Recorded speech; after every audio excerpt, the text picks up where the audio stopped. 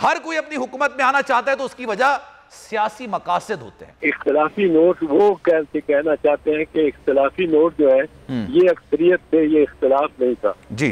मैं ये समझता हूँ ये गलत बात है और पत्थर की लकीर है कि जिस तारीख में जिस शेड्यूल पे सुप्रीम कोर्ट राजी होगी उसी शेड्यूल पे होगा, उसी शेड्यूल पर होगा, और अगर नहीं होता है तो सबके खिलाफ तौहीन अदालत है। नहीं तो फिर ये नाअहल भी होंगे। और चीफ एग्जीक्यूटिव ऑफ पाकिस्तान जो है वो शहबाज शरीफ साहब हैं, ये कंटेम्प्ट उन्हें भी झेलनी पड़े, लेकिन इरादा है इनका रिव्यू पिटीशन दायर करने और तजलील कर रहे हैं सुप्रीम कोर्ट की और जज साहबान की पार्लियामेंट में खड़े होकर। 68 आर्टिकल की वायलेशन है।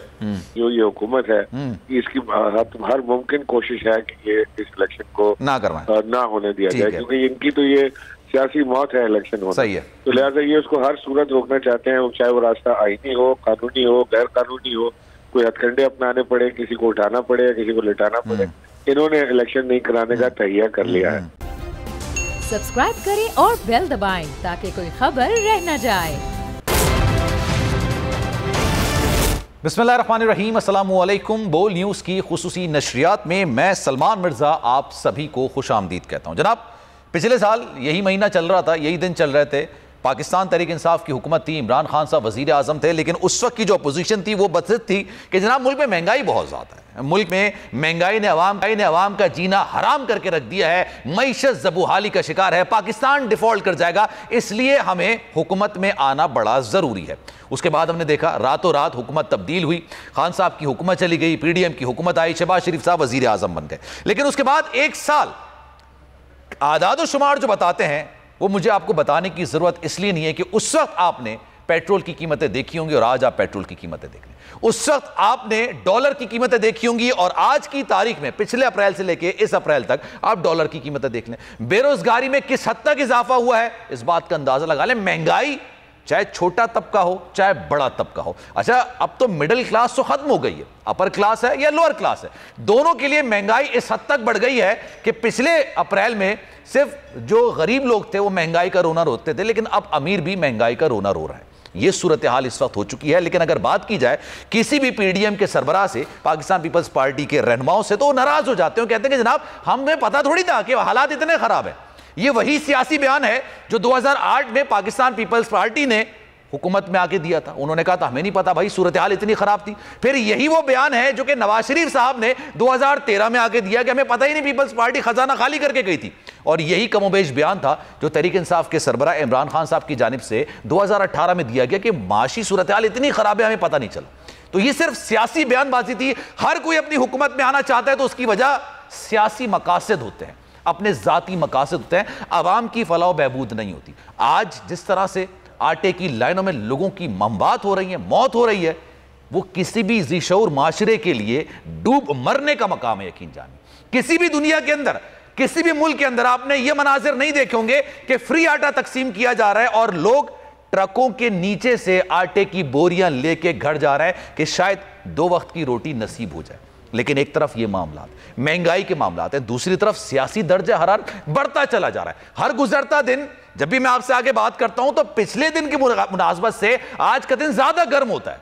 ये मौसम के हवाले से नहीं है, ये सियासी दर्जा हरारत है तो बढ़ता चला जा रहा है। सुप्रीम कोर्ट का एक फैसला आया, हुकूमत ने कहा हम नहीं मानते भाई, हम इसको मुस्तरद करते हैं। काबीना बैठी, काबीना ने उसको मुस्तरद कर दिया। मामला कौमी असेंबली में गया, गालिबन 46 अराकीन, कौमी असेंबली के ऐवान में 46 अराकीन ने कहा भाई हम तौसीक करते हैं जो काबीना गया, हम इसको नहीं मानेंगे, इसको तस्लीम नहीं करेंगे। इलेक्शन कमीशन ने शेड्यूल जारी कर दिया। आज मैं खबर भी पढ़ रहा था, उसमें लिखा हुआ था कि जनाब इस तरह का खदशा है कि हुकूमत फंड्स फराहम ना करे, सिक्योरिटी फराहम ना करे। हमारे आइन के अंदर सीधी सी बात लिखी हुई है, असेंबली टूटेगी तो 90 रोज के अंदर इंतखाबात होने हैं, लेकिन उसके लिए पिछले 1 महीने से जो गर्म हुई हुई है सूरत हाल सियासी तौर पर, वो समझ नहीं आ रहा कि ऊंट किस करवट बैठेगा।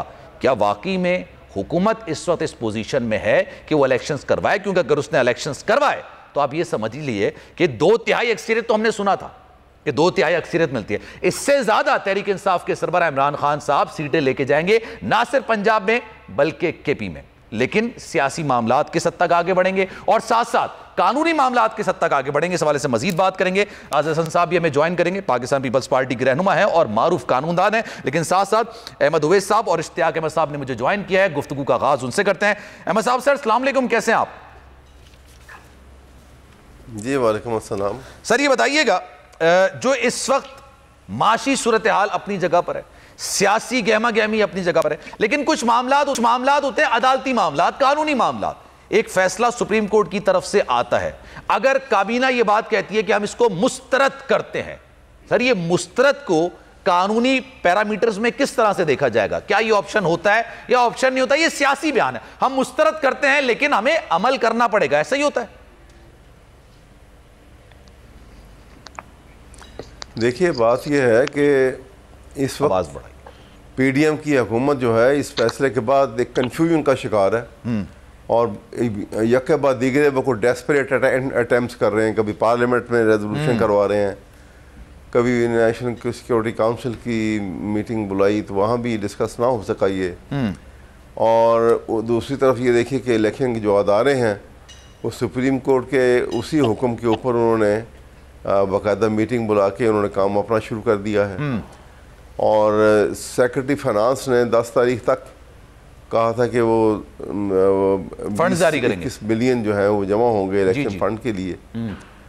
तो वो भी उन्होंने 10 बिलियन जो है 10 बिलियन जो है वो जमा करा दिए हैं। तो इसका मतलब ये है कि सुप्रीम कोर्ट का फैसला चाहते या ना चाहते हुए इम्प्लीमेंट हो रहा है और वो इम्प्लीमेंट होगा, क्योंकि इसी में साल्वेशन है पाकिस्तान की, इसी में साल्वेशन है सही रूल ऑफ लॉ के उस कॉन्सेप्ट की जिसकी बुनियाद के ऊपर डेमोक्रेसी का। और बिल्कुल सर, अगर आपकी इजाजत हो, क्योंकि एतजाज हसन साहब भी मेरे पास आ गए हैं तो जरा वो भी उनका भी कमेंट ले लें। एतजाज हसन साहब अस्सलाम वालेकुम सर, मिजाज बखैर, कैसी तबीयत है?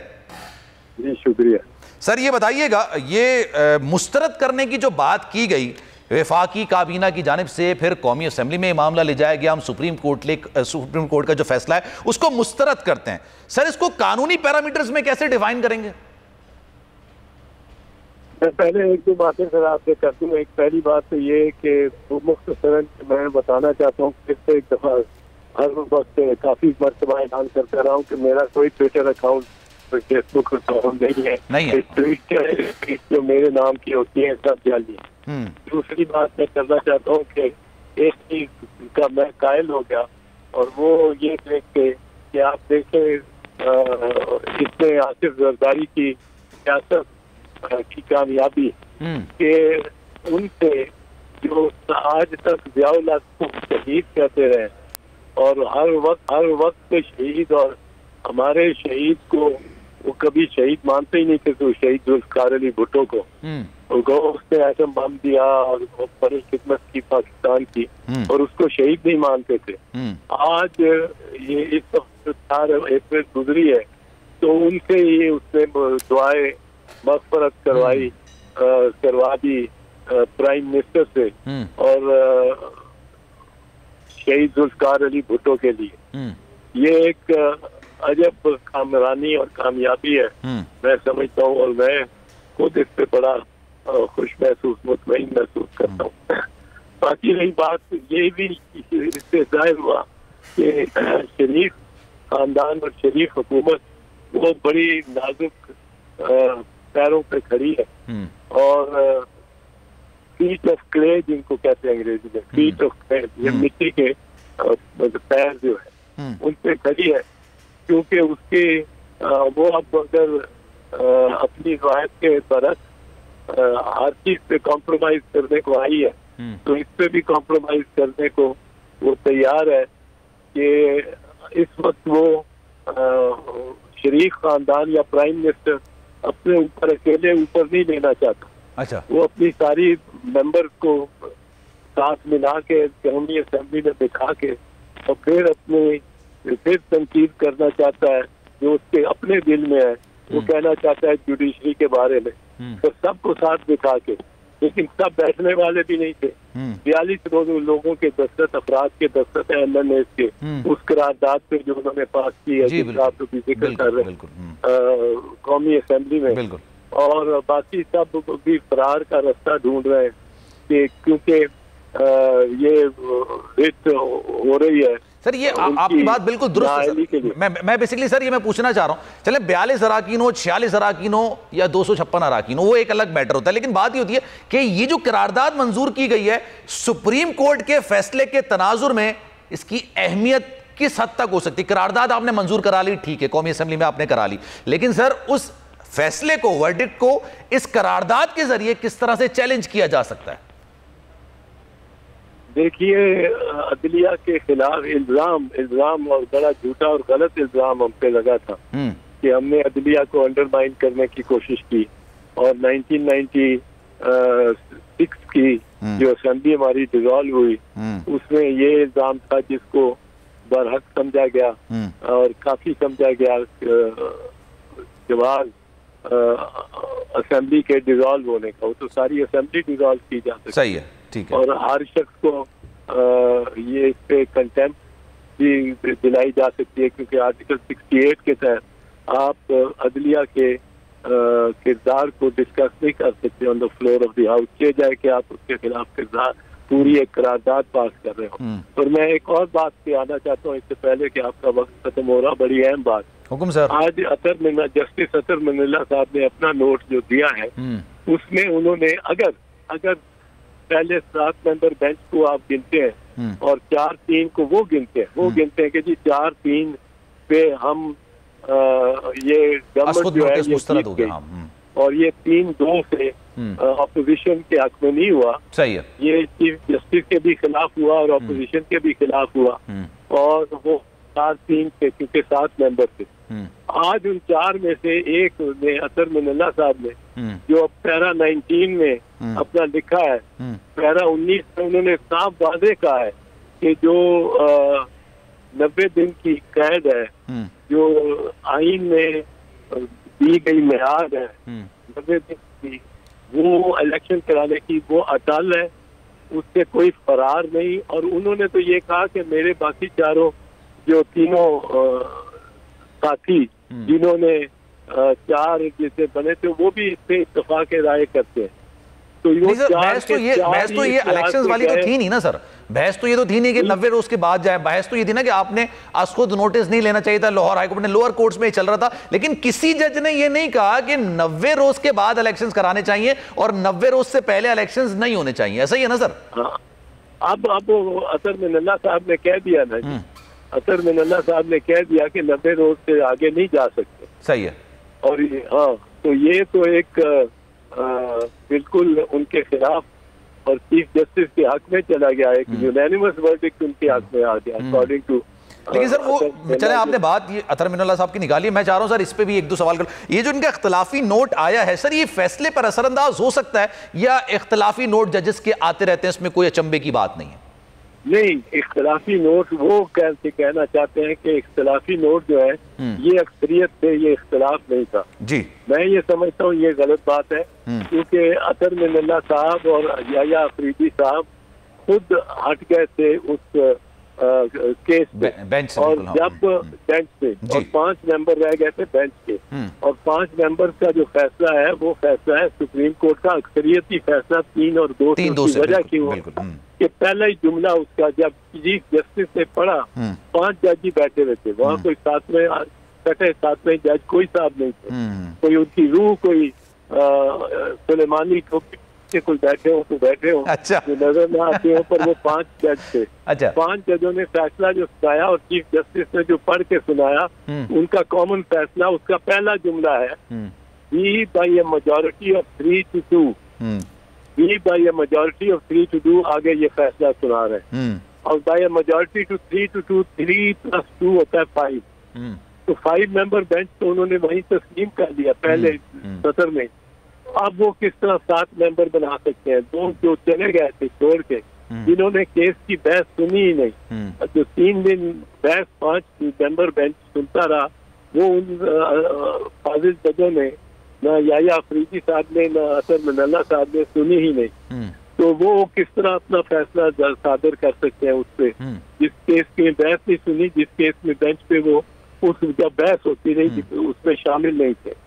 तो और ये सब ने देखा है, ये कोई अगर मैंने शम्स है, कोई ये नहीं कहता कि बहस, इतनी लंबी बहस 7 जजेस बैठे थे और उन्होंने सुनी, 5 जजेस बैठे थे और 5 जजेस ने सुनी और 5 जजेस का फैसला था और अक्सरियती फैसला सुप्रीम कोर्ट का फैसला है।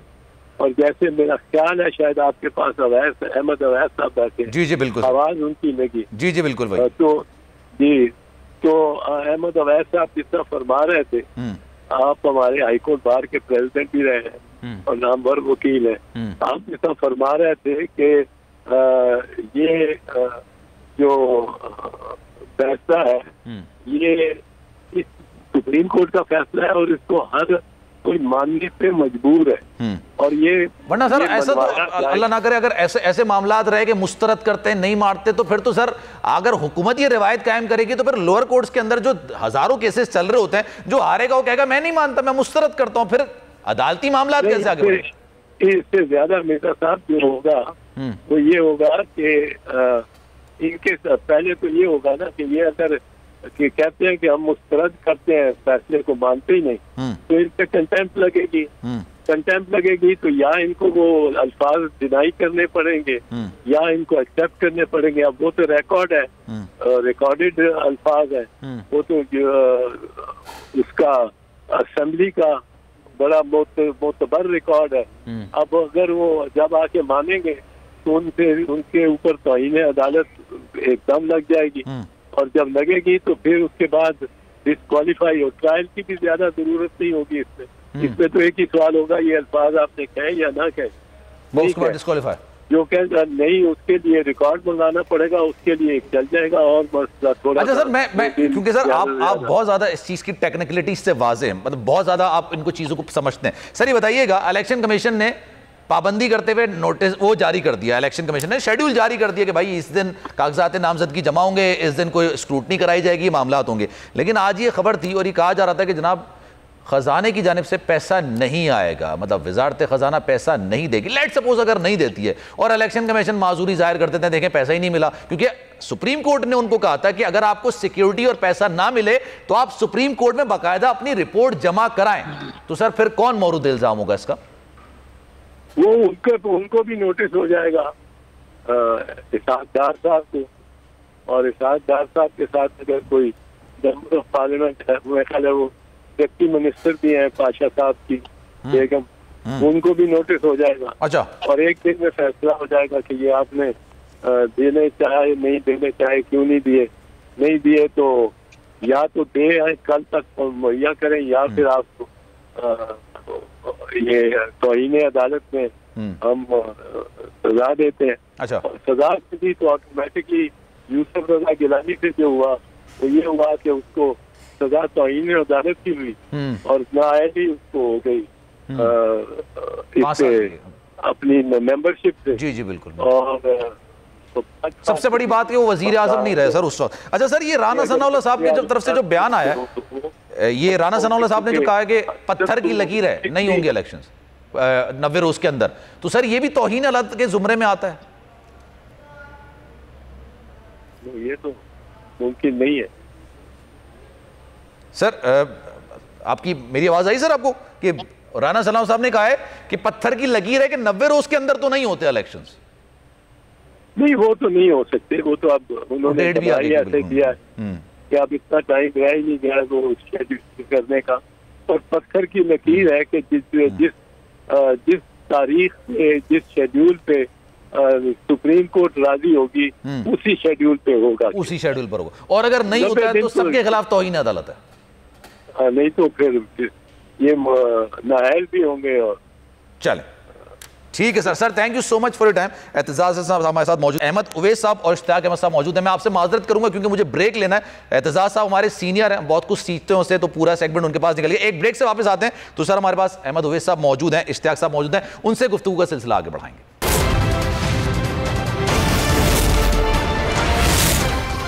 जनाब एक बार फिर से आप सबको खुशामदीद कहते हैं। इश्तियाक अहमद साहब हमारे साथ मौजूद हैं, अहमद उवैस साहब भी हमारे साथ मौजूद हैं। इश्तियाक साहब सर अस्सलाम वालेकुम।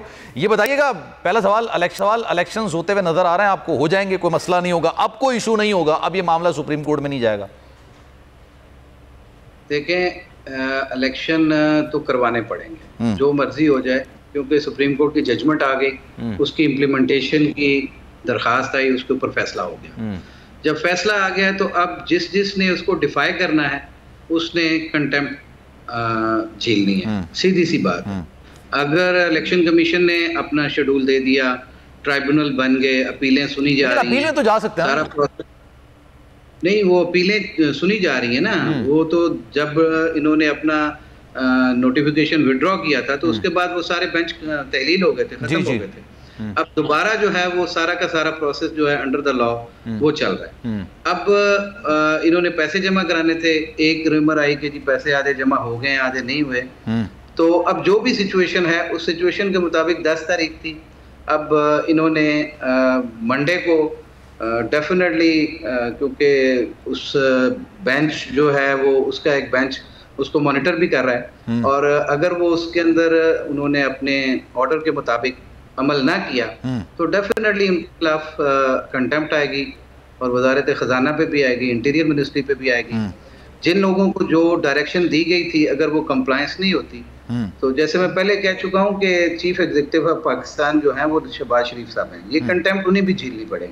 और जो पार्लियामेंट के अंदर जो अल्फाज इस्तेमाल सर कैसे, लेकिन मेरा सवाल सर, मैं आप जो बात कर रहे हैं ना बिल्कुल दुरुस्त हो सकती है, लेकिन सर मेरा सवाल ये कि डायरेक्ट हुकूमत को उन्होंने सुप्रीम कोर्ट का जो फैसला था उन्होंने डायरेक्ट किया हुकूमत को कि आप मावनत करेंगे, लेकिन मावनत कौन कर सकता है सर? सेक्रेटरी दाखिला और सेक्रेटरी खजाना। तो वजीर आजम कहां से आएंगे सर इस सारे मामले में? देखें, मिनिस्ट्री जो है वो कौन सी मिनिस्ट्री, जो कैबिनेट है वो कैबिनेट के फैसले के मुताबिक जो जिन लोगों को डायरेक्ट किया गया था वो जिस मिनिस्ट्री के अंडर आ रही हैं वो सारी की सारी तो चीफ एग्जीक्यूटिव के अंडर आती हैं। और वो डायरेक्शन जो है वो वज़ीर आज़म पाकिस्तान भी ये कह चुके हैं कि जी इलेक्शन नहीं होंगे, वज़ीर दाखिला साहब भी कह चुके हैं कि इलेक्शन नहीं होंगे। लेकिन ये आपका मतलब ये आपको लग रहा है ये वाकई में ऐसा ही होता है?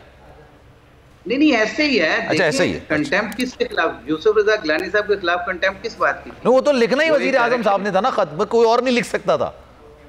नहीं, देखें बात यह है कि बिल्कुल उसी तरह से जब एक डायरेक्शन गई गवर्नमेंट को दे दी गई, गवर्नमेंट जो है वो रिस्पॉन्सिबल है, वो गवर्नमेंट के अंदर सारे लोग आ जाते हैं जो इस वक्त कैबिनेट में बैठे हुए। सही है। और जो इसको डिफाई करने के लिए जो करारदादें पास की जा रही हैं वो भी एक बड़ी अजीब सी हरकत है। पहले तो कभी ऐसा नहीं हुआ था कि हुकूमत वक्त कहे कि जी सुप्रीम कोर्ट ने ये फैसला दिया, हम इसको मानने को तैयार नहीं है। ये तो बिल्कुल अनफॉर्चुनेट है। और दूसरा जो सबसे बड़ा मसला इस वक्त बना हुआ है वो ये है कि ये एक अजीब सी बहस चल रही है 4-3-3-2 की। ये एतजाज साहब ने जैसे कहा, जिस बेंच ने ये केस सुना फैसला उसी बेंच ने करना था। और जो आज अतर मिनल्ला साहब का नोट आया, मैं उसको पढ़ रहा था, तो उसमें ना उन्होंने 23-2 के बाद के इवेंट्स को भी उसमें अपने डिटेल ऑर्डर में लिख दिया है। मैं समझता हूं कि अगर उन्होंने उस दिन अपना जो ऑर्डर किया था तो उन्हें महदूद रहना था उस डेट तक कि ये एपिसोड है, ये उसके अंदर इशू है और मैं उसके मुताबिक जो है वो इसको समझता हूं कि ये सो मोटो नहीं चल सकता। तो उन्होंने तो अगले मार्च के एपिसोड भी उसके अंदर मेंशन कर दिए। सही है। वो जजमेंट ही सेल्फ जो है वो अजीब सी नजर आ रही है कि उसके अंदर लेकिन वो है नोट तो है ना सर। अच्छा, मैं वैसे साहब से जरा इसका जवाब लेता हूँ। अहमद वैसे साहब, सर ये जो इख्तलाफी नोट है, वैसे तो आते रहते हैं इख्तलाफी नोट, लेकिन इतना डिटेल में आना, फिर उन्होंने कुछ चीज़ों की निशानदेही की, आपको लगता है कि इससे सुप्रीम कोर्ट का जो फैसला है उस पर कोई ना कोई असरअंदाज हो सकता है मामला, या नहीं ये बस एक इख्तलाफी नोट आया, उन्होंने अपना नोट लिखा है, तवील नोट है, लेकिन बस ये बात यहीं पे ख़त्म हो जाएगी? हाँ, ये ऐसा लगता है कि ये इख्तलाफी नोट जो लिखा गया है ना, इसका जजमेंट के ऊपर तो कोई इम्पेक्ट नहीं है। ये ऐसा लग रहा है कि उन्होंने गैलरी से खेले हैं वो और कुछ और लोगों को सुनाना चाहा है ये। अच्छा। और वहाँ कन्वे करने की कोशिश की गई है। अदरवाइज़ इसका कोई, क्योंकि ये तो 5 जजेस जिन्होंने पूरी हेयरिंग की, हेयरिंग करने के बाद उन्होंने फैसला सुनाया गया। फैसले के ऊपर उन्होंने 5 जज साहिबान ने बाकायदा अपने अपने दस्तखत किए हैं और जिस जजमेंट के ऊपर दस्तखत किए हैं उसके पहले 2 अगर आप लाइनें देखें तो उसमें लिखा हुआ है कि ये जजमेंट जो है ये 3-2 की रेशो की जजमेंट है। इसको उन्होंने एक्सेप्ट करते हुए और फिर एक अगली बात को एक्सेप्ट करते हुए कि ये एक बेंच 5 जजिस का रिकॉन्स्टिट्यूट हुआ था बाय द चीफ जस्टिस, तो फिर ये उन्होंने साइन किए सब के ऊपर। तो वो बस वो इम्पैक्ट है कि उन्होंने जो अपना इख्तलाफी नोट उन 2 जज साहबान का जो है वो ठीक है, it's a part of judgment. बाकी ये जो कर रहे हैं एक सवा महीने के बाद ये बेदार हो गए और उठ के इन्होंने ये लिख दिया है, तो ये तो सिर्फ आपको ये फिशी नजर आता है, मतलब थोड़ा सा चाहते हैं कहाँ कंज्यूम होगा ये और कहाँ से वो उन्होंने इसकी दाद वसूल करनी है, ये वो जानते हैं। लेकिन ये फैसला जो है ये सुप्रीम कोर्ट सर होता क्या है वैसे, जैसे लेट सपोज अगर कोई लार्जर बेंच बना हुआ है, 9 रुकनी बेंच बना है, 7 रुकनी बेंच बना है, 11 रुकनी बेंच बना है, यूजुअली कॉन्स्टिट्यूशन का कस्टोडियन है। सर सवाल मैं आपसे ही करना चाह रहा हूं, लार्जर बेंच की तो कोई जरूरत नहीं है। लार्जर बेंच के लिए प्रोपोजिशन कौन सी होगी? लार्जर बेंच के लिए कोई ऐसी प्रोपोजिशन कि जहां पे किसी प्रोविजन ऑफ कॉन्स्टिट्यूशन की इंटरप्रिटेशन रिक्वायर हो, तो फिर जरूरत होती है कि एक से ज्यादा जो है वो जहन बैठेंगे और बैठ के वो बड़ी डेलिब्रेशन के साथ उसकी इंटरप्रिटेशन करेंगे और उसका एक फैसला आएगा। सर ये आज जो ये प्रैक्टिस एंड प्रोसीजर जो एक बिल पास करवाया गया था कानून बनाने के लिए, सदर साहब को भेज दिया गया था, सदर साहब ने वापस भेज दिया। अब ये जो मामला है कि चीफ जस्टिस साहब समेत जो सीनियर 2 जजेस हैं वो इस बात का फैसला करेंगे कि सुमोटो लेना चाहिए नहीं लेना चाहिए, बेंच बनाना चाहिए। आपको लगता है ये एप्लीकेबल हो पाएगा या नहीं हो पाएगा? बिल्कुल भी नहीं होगा। ये एप्लीकेबल भी नहीं है और ना ये इम्प्लीमेंट, ये प्रेरोगेटिव है, एंटायर प्रेरोगेटिव था चीफ जस्टिस का और उन्होंने फैसला कर दिया, केस खत्म हो गया। अब अगर ये इतनी देर से इतना शोर मचा रहे हैं तो ये उसके रिव्यू पिटीशन दायर कर सकते थे। रिव्यू पिटीशन में प्रेयर कर देते कि ये इसको लार्जर बेंच सुने, इसको मजीद लार्जर बेंच सुन ले। इन्होंने तो कोई रिव्यू पिटीशन दायर नहीं किया अभी तक। ये तो ऐसे लेकिन इरादा है इनका रिव्यू पिटीशन दायर करने और तजलील कर रहे हैं सुप्रीम कोर्ट की और जज साहबान की पार्लियामेंट में खड़े होकर। 68 आर्टिकल की वायलेशन है और ये सब it amounts to subversion of the constitution of Pakistan. अच्छा, ये सबवर्ट कर रहे हैं कॉन्स्टिट्यूशन को और ये बड़ा घनौना फेल है और आर्टिकल 6 के मुर्तकब होते हैं ये सजा के। ठीक है। अच्छा सर, ये रेफरेंस जो दायर किया गया है, तो कल ये सिलसिला होगा, देख लीजिएगा। चीफ जस्टिस को हटाने के हवाले से ये आपको लगता है इसकी कोई वक़्त हो पाएगी? क्योंकि अगर ये सिर्फ फैसले की वजह से किया गया है तो मेरे ख्याल से इसकी कोई वक़्त नहीं होती। हाँ, अगर वो सियासी अंदाज में कोई आप साबित करते हैं तो शायद एप्लीकेबल होता है, ऐसा मैं पढ़ रहा था। ऐसा ही है सर?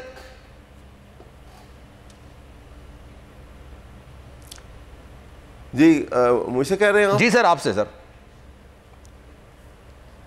जी मैं आपसे बता रहा हूँ ना कि ये फैसला तो है, ये जिन जज साहबान ने सुना है उन्हीं का फैसला है और उन्हीं में से 2 ने इख्तलाफ किया है, उन्होंने अपना नोट अलग से लिख दिया।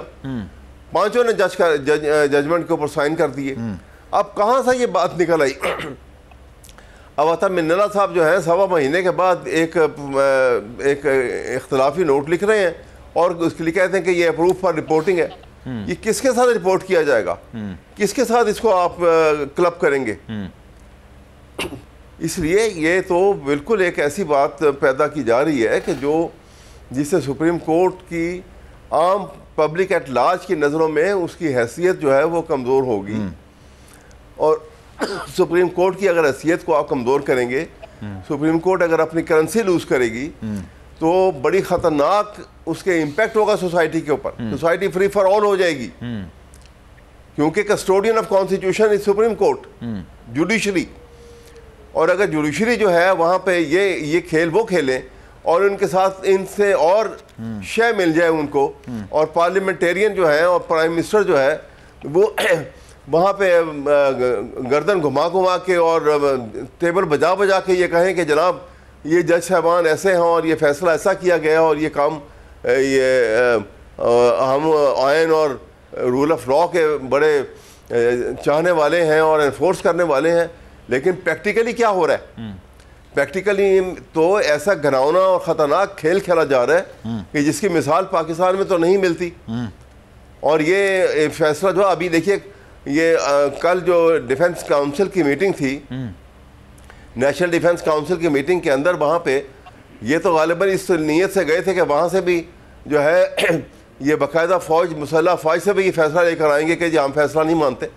लेकिन मुसल्लह फ़ौज ने बड़ी विज़डम का सबूत दिया उन्होंने बकायदा तौर पे आज अभी ट्रांसमिशन शुरू कर रहे थे ना, उससे पहले खबर आई थी कि जो क्रिकेट के मैचेस होंगे ना उसमें भी सिक्योरिटी फराहम नहीं कर सकते।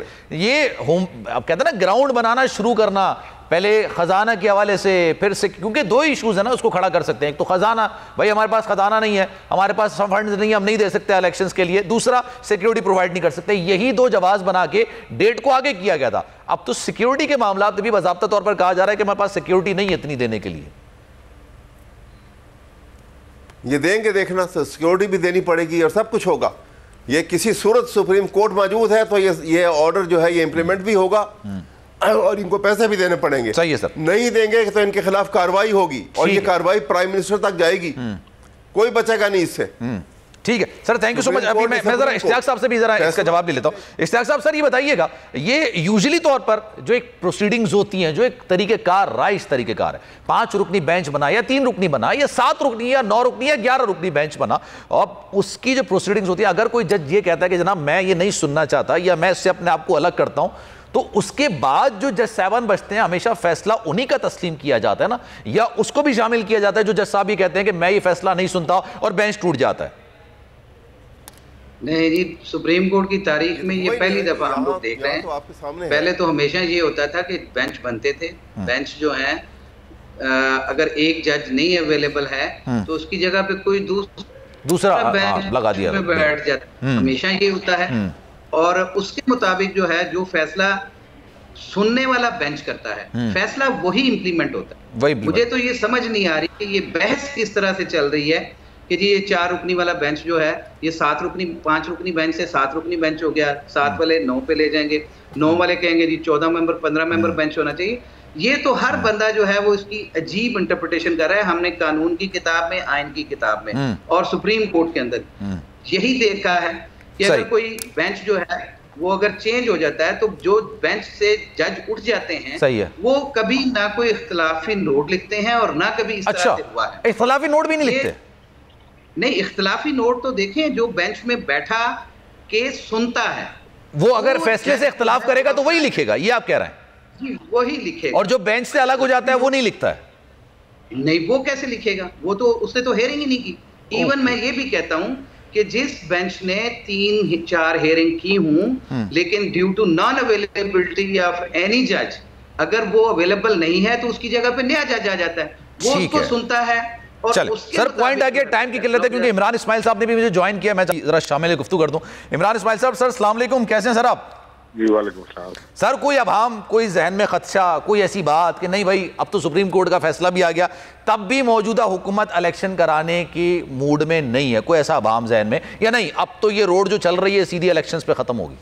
लेकिन इसमें तो कोई अभाम नहीं है कि सुप्रीम कोर्ट का बिल्कुल क्लियर कट फैसला आया कि इलेक्शन होना है 90 दिन के अंदर अंदर, और ये इसमें भी कोई अभाव नहीं है कि जो ये हुकूमत है इसकी हर मुमकिन कोशिश है कि ये इस इलेक्शन को ना होने दिया जाए, क्योंकि इनकी तो ये सियासी मौत है इलेक्शन होना। सही है। तो लिहाजा ये उसको हर सूरत रोकना चाहते हैं, चाहे वो रास्ता आईनी हो, कानूनी हो, गैर कानूनी हो, कोई हथकंडे अपनाने पड़े, किसी को उठाना पड़े, किसी को लिटाना पड़े, इन्होंने इलेक्शन नहीं कराने का तैयार कर लिया है।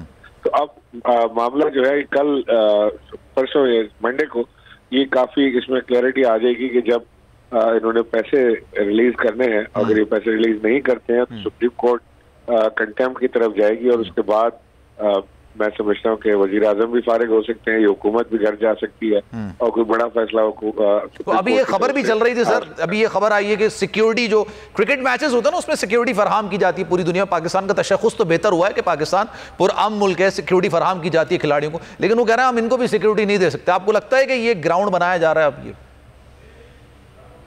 मुमकिन है कि देखिए इस वक्त जो पाक फौज के मसाइल अपनी जगह हैं, दहशतगर्दी के मसाइल अपनी जगह हैं, वो सारी चीजें दूर हो रही हैं और वहाँ पे बॉर्डर्स पे भी परफॉर्मेंस की जरूरत होती है, तो वहाँ पर हो सकता है एंगेजमेंट उनकी ज्यादा हो। लेकिन जो सुप्रीम कोर्ट के चीफ जस्टिस ने एक बात का जिक्र किया था, नेवी को दे दें, उसके बाद वो बात रह गई कि नेवी और एयरफोर्स को दी जा सकती है। बिल्कुल, तो इसमें हम नेवी और एयरफोर्स से भी मदद ले सकते हैं। ना पाकिस्तान में मैचिंग करने लोगों के ना होने चाहिए और उनको पूरी सिक्योरिटी प्रोवाइड होनी चाहिए, और साथ ही जो सिक्योरिटी जो मेन रीजन है जिसके लिए हम इतना एक्सपेंस करते हैं कि पाकिस्तान में जमहूरियत कायम रहे, जिसमें सर फिर उन बयानात का क्या कहेंगे? मैं जो बयानात पढ़ रहा होता हूँ, अभी देख रहा होता हूँ, ये मौजूदा हुकूमत कह रहे थे भाई इलेक्शंस जब होने हैं तभी होने हैं, पहले नहीं होंगे और पूरे मुल्क में एक ही दिन होने हैं। राना सनाउल्लाह साहब कह रहे हैं 90 रोज से पहले तो नहीं होते, पत्थर की लकीर है, मान लें ये बात को, उस पर क्या कॉमेंट करेंगे सर? राना सनाउल्लाह के पास जो पत्थर है उससे अपना सर फोड़ेंगे।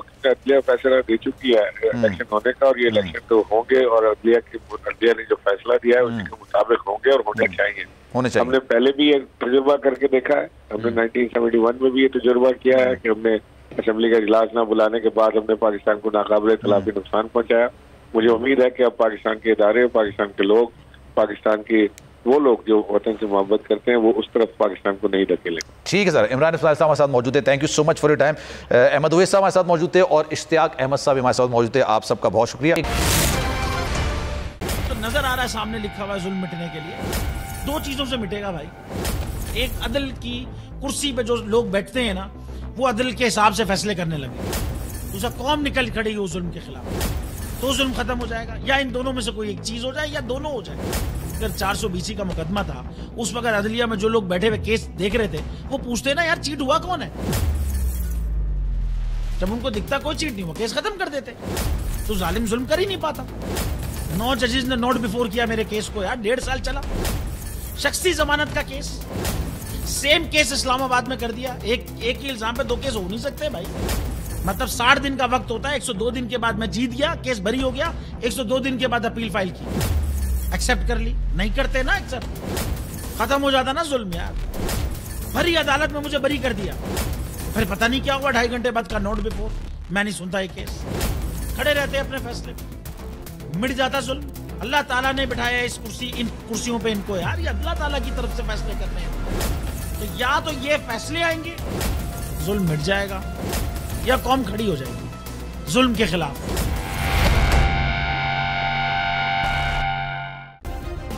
सब्सक्राइब करें और बेल दबाएं ताकि कोई खबर रह न जाए।